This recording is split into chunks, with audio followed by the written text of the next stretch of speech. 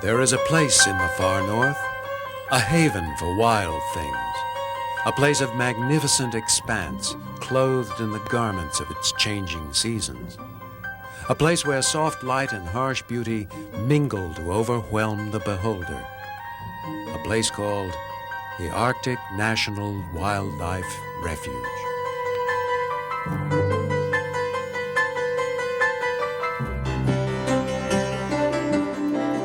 This is a place of cycles, of rhythms, of interconnections between the land and its creatures.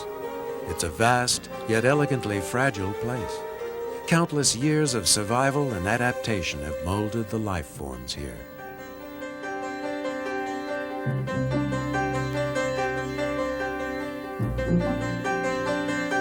In the high country, snow is melting. Rivers frozen in the long Arctic winter cast off their icy mantles.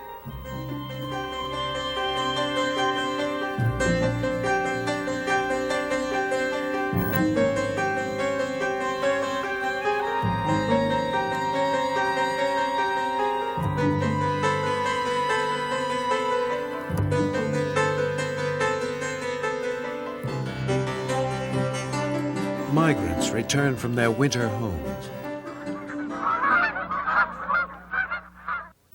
For a frenzied time, courtship and mating displays explode across the land.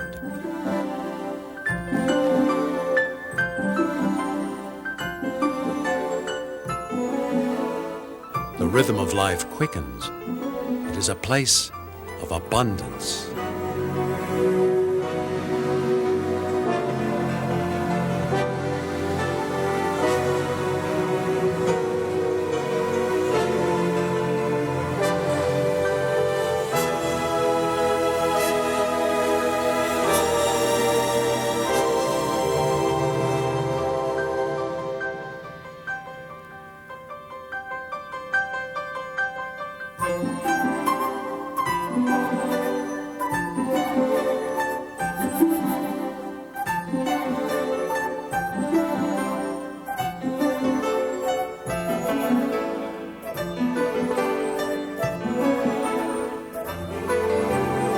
This is also a place of extremes, of light and dark, heat and cold, birth and death.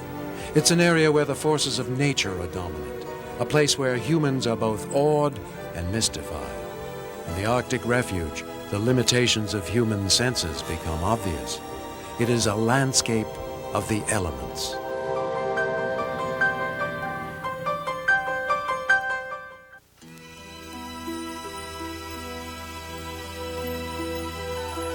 Located in the northeast corner of Alaska, the Arctic National Wildlife Refuge is the nation's only protected natural area that contains such a variety of Arctic and subarctic habitats. Only here has the full range of Arctic ecosystems been preserved intact for future generations. Like the terrain, life is varied as well. Red squirrels eat spruce cones in the interior boreal forest.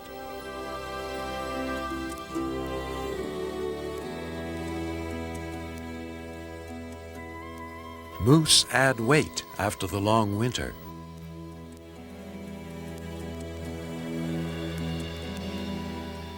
Dall sheep, masters of the sheer and vertical, flourish in the high reaches of the Brooks Range.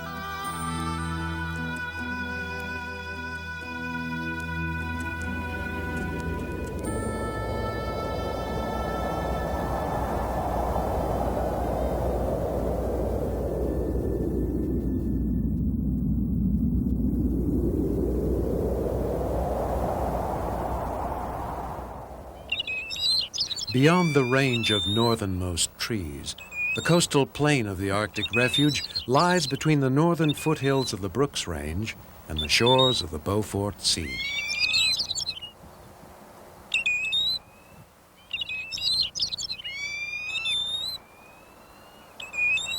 It seems barren at first, but a closer look reveals life, from lemmings to grizzly bears. Generation after generation, the coastal plain is a place of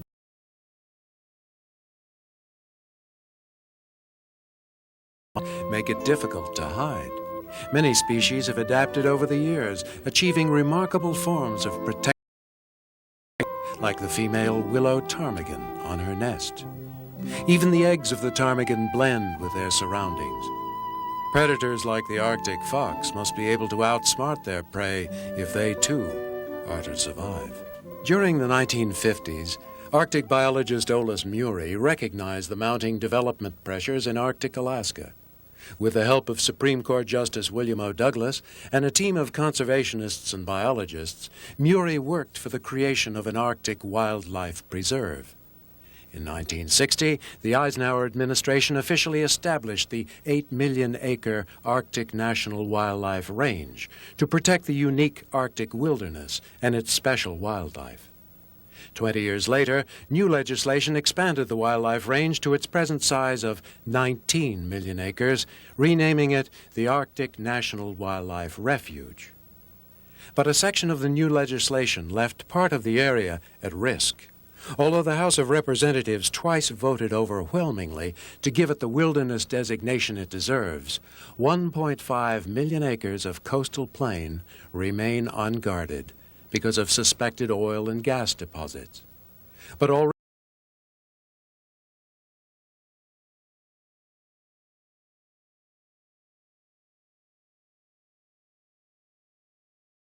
during the last ice age. Muskox survived the ice age, only to be wiped out on the Arctic coast by hunters before in 1969, muskox were reintroduced to the Arctic Refuge coastal plain, and the young populations are expanding. But if proposed oil development occurs in their habitat, they may vanish once again. This area receives little annual precipitation, but because it is underlain by permafrost and drainage is poor, virtually the entire Arctic Refuge coastal plain is classified as wetland. It's home to a wealth of migratory and resident species of fish and wildlife. Willows and other plants that grow in moist streamside areas are the main food source of muskox. Wetlands also provide essential nesting and feeding habitat for large numbers of waterfowl and shorebirds, like these long-billed dowitchers. Cotton grass, an important food source for lemmings in winter, snow geese in fall, and caribou in summer, also grows here. Yet it is from these same areas that the massive amounts of water and gravel needed for oil extraction would be taken. Like the Arctic itself, this ecosystem exists on a grand scale. The coastal plain of the Arctic Refuge is the principal calving grounds for 180,000 members of the Porcupine Caribou herd. Named for a river in the heart of their wintering grounds, female caribou of the porcupine herd time their migration to reach the coastal plain in late spring, when new plant growth is most nutritious. Almost all the young are born here within 5 or 6 days of each other. For years untold, the coastal plain has been the scene of one of the most spectacular wildlife events in the world, earning it the special title, the American Serengeti. During their trek, the caribou must cross hundreds of streams and rivers, and the mountains of the Brooks Range. Along the way, predators wait. The injured, the sick, the weakest young will not make it to the coastal plain again. Predators such as wolves, grizzlies, and golden eagles maintain the genetic strength and thus the health of this population, and vice versa. Death feeds life. In the rich tapestry that is the Arctic Refuge, each species weaves its own thread, forming a pattern so complex we scarcely begin to comprehend its overall design. Tampering with the fabric, we could tear it beyond repair. Dr. Dave Klein of the University of Alaska Fairbanks has been studying caribou and reindeer ecology in Arctic environments for over 20 years. He notes there's a lot we don't know yet about caribou biology. But as far as oil development in the calving grounds goes, we have adequate basis for concern over possible impacts on the caribou, and these are associated, obviously with the potential effects on the calving grounds and on providing free access to insect relief areas. The caribou are shedding their winter coat And once they shed the winter coat, the new hair is usually not dense enough to keep the mosquitoes from getting to their skin. Different caribou herds use insect relief habitat in different ways.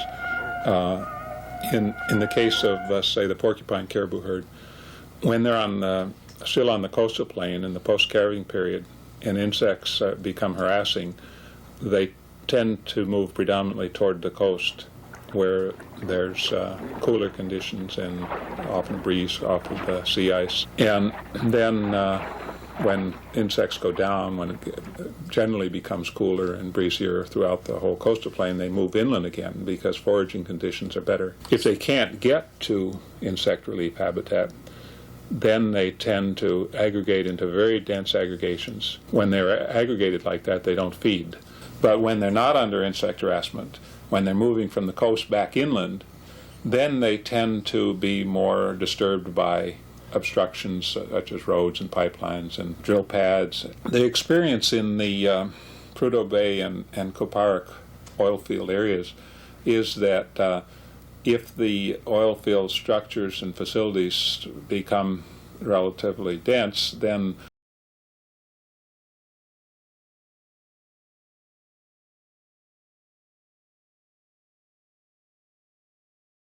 of any kind of human activity or disturbance. There is variation from year to year in use. There's a centralized area that over a period of years appears to have the heaviest use. What we do know enables us to speculate that there would be increased mortality on calves if the cows were not able to utilize the calving areas that they're using now. There was calving in the Prudhoe Bay area before the development of the oil field. It was not a major concentration area for calving, however. Since the development of the oil field, virtually all calving has ceased in the Prudhoe Bay field area. In 1984, the Canadian government designated 3 million acres in the Northwest Yukon Territory as a national park, prohibiting oil development there in order to preserve the Canadian portion of the herd's calving and wintering grounds. Because aside from its awesome spectacle, the porcupine caribou herd is important to the survival of the Inupiat, Eskimo, and Athabascan Indian native peoples of the Arctic. The protection of traditional subsistence uses is one of the purposes for which the Arctic Refuge was established. The harvest from the porcupine herd, which is predominantly for subsistence use, varies from probably about 3,000 to about 5,000 a year. The two villages that make heaviest use are Old Crow on the Porcupine River in Canada and Arctic Village in Alaska on the south side of the Brooks Range. What you see is what it is here in Arctic Village, and we haven't even developed anything from the oil field of Prudhoe Bay, because what the oil people does is hire lower 48 people, and a lot of us is not very educated here, but there's a lot of intelligent people that is wise. Caribou is our main source of food, and second comes like moose or tall sheep and fish.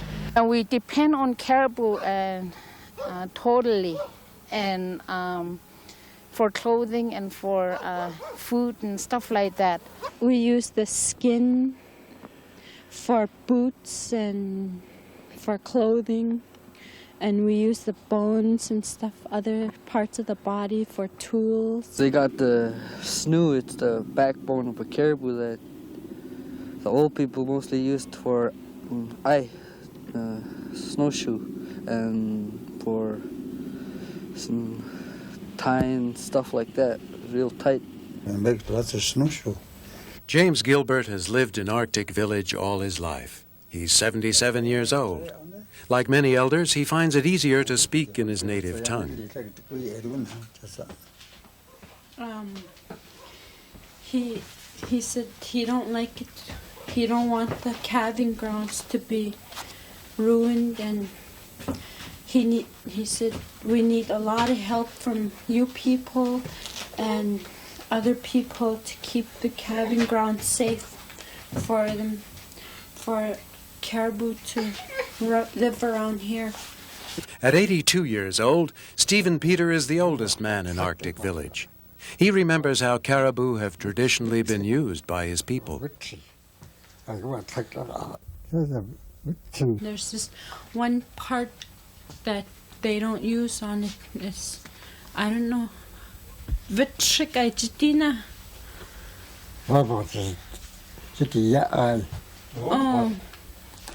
stuff he eat inside. It's like if they develop an oil field in the cabin ground, it'll be just like taking food off our tables. Like going into somebody's house and just taking those meat out. They have to think about stuff like that because it's going to change our whole culture. It's going to change our whole lifestyle, and that means more food stamp and more welfare. Even kids understand about oil. It's bring a lot of money in, but in the future, after all the oil ran out, what's going to happen to us? No caribou, no fish. It's not going to be like it is today. Even from the time of our ancestor, even when they're hungry, they don't bother that calving area when during the calving season, because they said caribou is very touchy about their newborns, and the newborns are touchy about disturbance at the time. We should turn this Arctic National Wildlife Refuge into wilderness, the whole district, the whole park, and not to be touched whatsoever. He said, this little girl, he want her to live. That's why he's talking, he said. Our grandfathers has been here, and this is what our trust fund is, the land.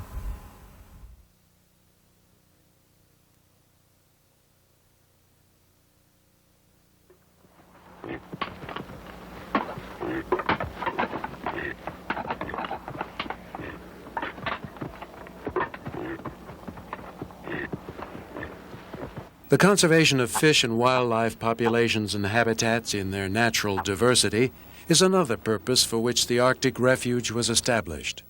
For oil extraction to occur here, development would have to be on a massive scale. 75 miles to the west of the Arctic Refuge, the giant Prudhoe Bay oil field broods over a landscape turned somber by a maze of pipelines, roads, and buildings. Natural diversity no longer exists here. The wolves are gone, shot out. The caribou must calve somewhere else, but the porcupine herd hasn't anywhere else to go. Other life forms of the coastal plain would be threatened by oil development, not just caribou. Important questions have not yet been answered about the effects of hazardous wastes, air pollution, fuel spillage, and water pollution on Arctic ecosystems. At Prudhoe Bay, hazardous wastes have been pumped into the ground beneath the permafrost layer. Yet no one knows what the ultimate effects of this practice may be. Arctic haze, a type of air pollution caused by industrial emissions, troubles scientists as it becomes more and more prevalent in the Arctic. In 1985 alone, fuel spills totaling over 73,000 gallons were reported in the Prudhoe Bay area. Levels of toxic metals such as zinc, arsenic, and aluminum are increasing in the tundra ponds of Prudhoe Bay. As water quality deteriorates, so do the number of organisms that are a source of food for birds. Unfortunately, these gradual increases of environmental pollutants may not receive attention until it's too late. In the Arctic Refuge, the water still runs clear. Preservation of water quantity and quality was one of the purposes for which this refuge was established. A single exploratory oil well can require as much as 15 million gallons of water. But in the winter, when most exploration would occur, the little water that remains unfrozen provides critical habitat for fish. More than 50 million acres in Arctic Alaska are already committed to oil and gas leasing and development. Massive oil leasing programs are underway for the outer continental shelf of the Arctic Ocean. Of the 1,100 miles of Arctic coastline in the United States, 125 miles within the Arctic Refuge are currently protected from the environmental impacts of oil and gas extraction. Now, all but 25 of those miles have been recommended for development. Waterfowl like these snow geese use coastal plain habitats in the fall when storing energy for their long southward migrations in a process called staging. During some years, more than 300,000 snow geese stage on the Arctic Refuge coastal plain, in the same areas proposed for oil development. In fact, migratory birds come from all over the Western Hemisphere to nest or feed in this part of the Arctic Refuge. The original wildlife range was established in 1960, partly because it offered some of the most magnificent wilderness recreation available anywhere on the planet. And that's still true today, when we have even less wilderness than in 1960. The coastal plain especially is unique American wilderness.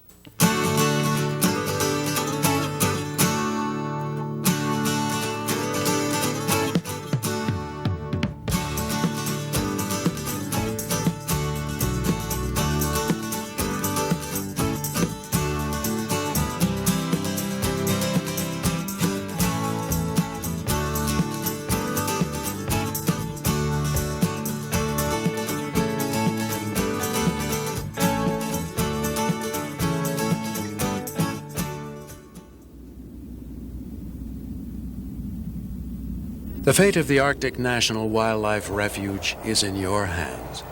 Enormous uncertainties exist, not only about the harm to wildlife that could result from development, but also about the quantity of oil that might be present. Nobody knows these things. But to find out, we'd risk the unparalleled values that have been growing and adapting here for millennia. Wilderness qualities would be totally lost. Can such a risk be justified? If we are not busily developing renewable and clean alternative energies, if we are not doing all we can to conserve energy, to stop wasting it, simple energy conservation methods available today could help eliminate the need for U.S. oil imports, long before Arctic Refuge oil could possibly be tapped. The American people, through congressional representation, will decide the fate of the Arctic Refuge. Should the coastal plain be dominated by the growl of generators and the grind of gears? Should oil derricks and industrial pollution mar the flat expanse of this incredible natural wonder?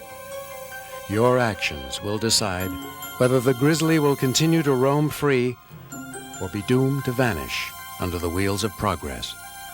Then indeed would the Arctic be truly a place of desolation.